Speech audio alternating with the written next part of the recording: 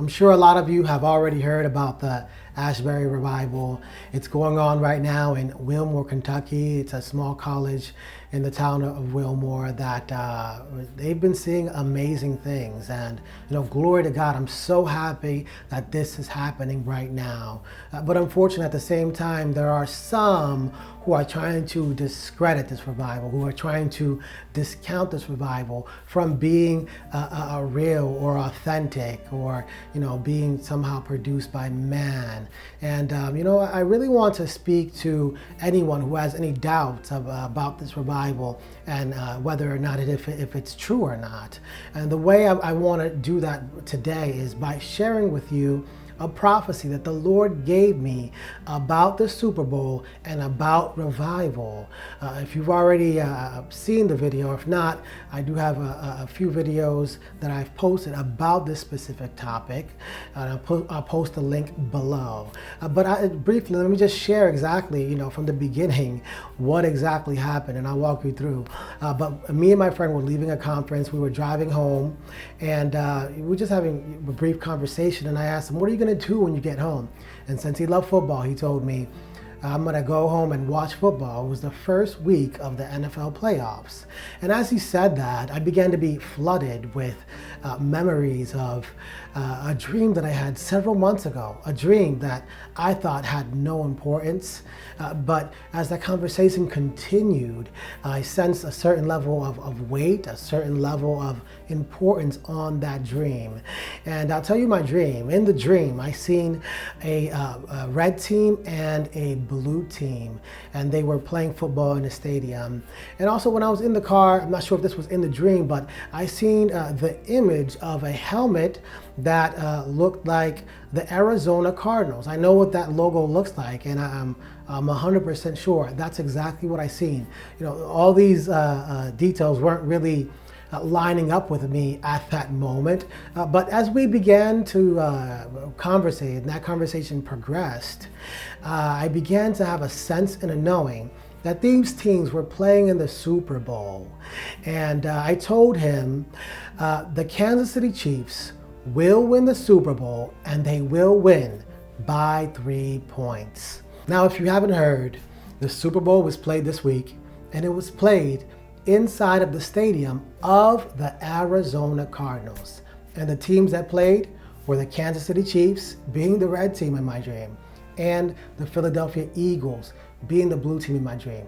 Now, the Philadelphia Eagles do not wear blue, but they wear a shade of green that's very dark, that it is considered to be more on the blue spectrum than it is the green spectrum. So that's why I think I had a little trouble deciphering that part of the dream. I did share publicly that the Chiefs would win the Super Bowl, and that is exactly what they did. They came in as an underdog and they won the Super Bowl. But not only did they win, they won by exactly 3 points.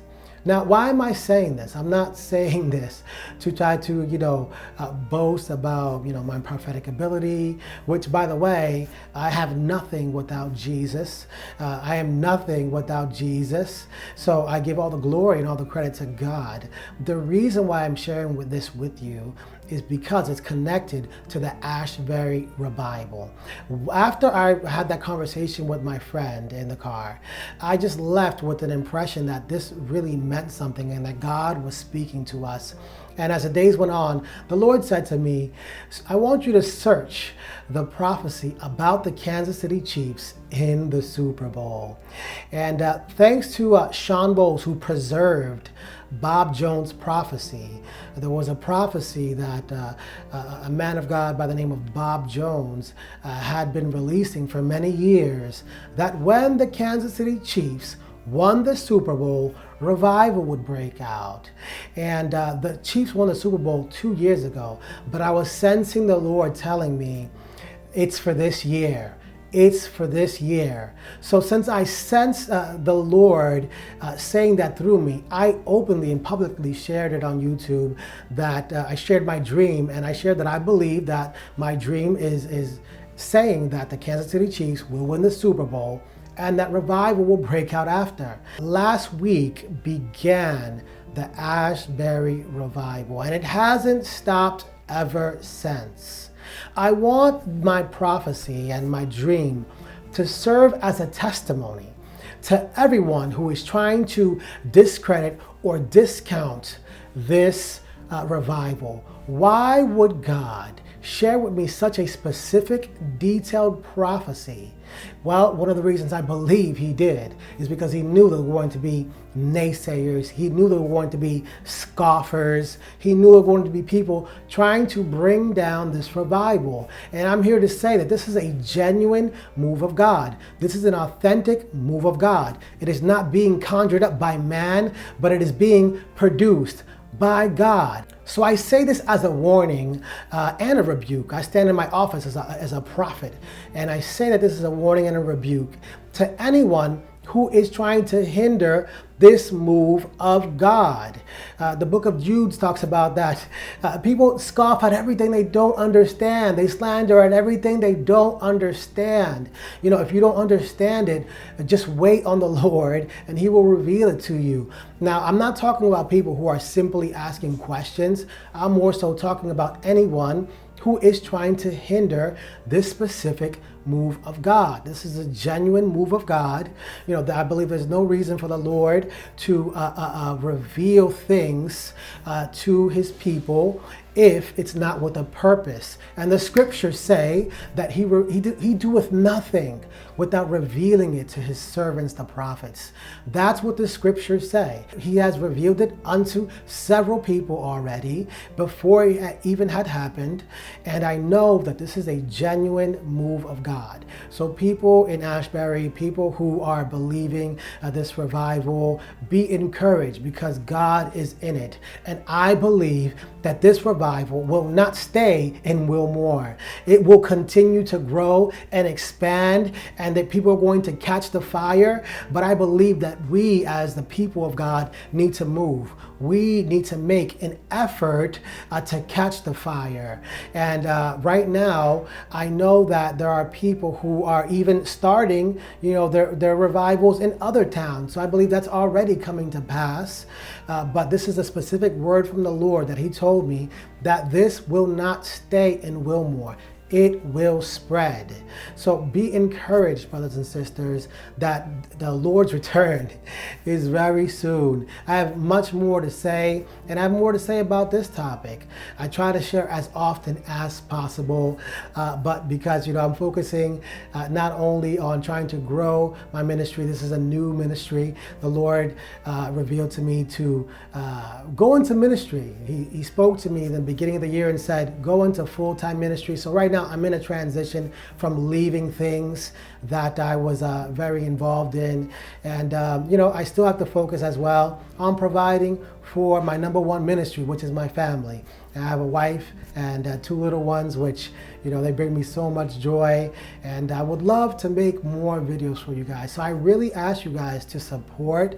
I have links below where you guys can support, but also support by your prayers. They mean a lot to me. Support by liking and sharing. We need all the help we can get. And I want to bring content to you guys because I believe that there are many believers who have experienced things that maybe no one will ever hear. So I would love to bring those people here and share with you their experiences. I would love to teach you more about the prophetic. I would love to share more words of prophecies and revelations that the Lord has given me. But I'm in this battle right now as I'm in this transition. And I ask all of you guys to support wherever you can. But most importantly, your prayers mean so much to me. So thank you so much. I will see you guys soon. God bless you. Now, before you go, I want to leave you with one of my favorite testimonies that I've seen from this revival. We've been crying out for revival in our city. We've been learning about revival, but I've never seen it. I didn't even know it was real. I'm just sitting in class and they're telling us all these stories on college campuses and then going across the nation. And we're like, when is this going to happen? And then they lock you in a prayer room and you're just like, hey, you got to ask for it. And we're just sitting there like, God, I'm asking, what does it look like? And then all of a sudden, my friend Jaden says, dude, if Jesus just localized himself and just sat his throne in a room, how could we not drive 6.5 hours to go see it? And we get here, and it was like we get here at like 6 a.m. and it's completely silent, and I'm like, is this revival, God? And we walk upstairs because we're kind of nervous. We're like kind of shaking already. We didn't get any sleep. Just they're terrible road trip partners. They both fell asleep. I drove most of the way. But besides that, we go upstairs and there's people like sleeping, and we're like, so this is revival, God? No. Cool, this is awesome. And then chapel starts, and immediately we just see people flooding in. And God said, revival isn't hype. It's ordinary people who are hungry. It's ordinary people who are hungry. And he said, Gage, I'm gonna need you to go to the altar. And I'm like, I don't want to go to the altar. And he's like, go to the altar. And I go to the altar and worship starts. And he's like, this is revival, look left. And I look left, and there's this young college woman getting prayed over by an older woman. And he says, look right, and then there's this young guy praying over an older guy. And he says, look behind you, and everyone's just raising their hands. And he said, Gage, this is revival. It isn't hype, it's ordinary people crying out for a move of God in our generation. And I'm here to talk to everybody in this room who is hungry. What an honor! What an honor it is to be here. Revival's real. It isn't just a story we've heard about. It's come. And it's not just come here today, but it's about to spread out to the nations. It's about to spread out to the United States. And I'm here to talk to every young person in this room. I just gave my life 1.5 years ago to Christ, and it has been the greatest thing I have ever done. I left everything, and I'm here to talk to every young person in this room. Forget the job, forget the girl, forget the guy, forget everything. He's worthy. He's worthy. And I'm here. And I'm just saying, oh, it's such an honor. If you don't feel that joy inside of you, I don't know what's going on. It's real. Amen. I love you guys.